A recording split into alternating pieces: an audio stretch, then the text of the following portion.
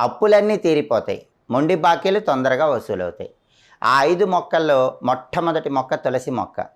ఎవరైనా సరే ఇంట్లో కృష్ణ తులసిని కానీ లక్ష్మీ తులసిని కానీ పెంచుకోవాలి. అలా పెంచుకుంటే లక్ష్మీ కటాక్షం విశేషంగా కలుగుతుంది.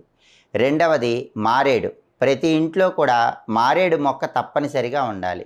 ఏ ఇంటి ఆవరణలో అయితే మారేడు మొక్క పెంచుతూ ప్రతి శుక్రవారము కూడా మారేడు మొక్క దగ్గర దీపం పెట్టి శ్రీ వృక్షాయై శ్రీనివాసాయై నమః అని 11 సార్లు చదువుకుంటారో ఆ ఇంట్లో లక్ష్మీదేవి గల్లు గల్లుమని నాట్యం చేస్తుంది.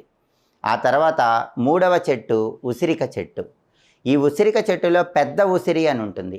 ఈ పెద్ద ఉసిరిని ఇంటి ఆవరణలో పెంచినట్లయితే లక్ష్మీనారాయణలిద్దరి అనుగ్రహము విశేషంగా కలుగుతుంది. ఆ తర్వాత నాలుగో చెట్టు అరటి చెట్టు. ఏ ఇంటి ఆవరణలో అయితే అరటి చెట్టు పెంచుతారో ఆ ఇంట్లో ఎలాంటి కష్టాలు ఉండవు. డబ్బుపరమైన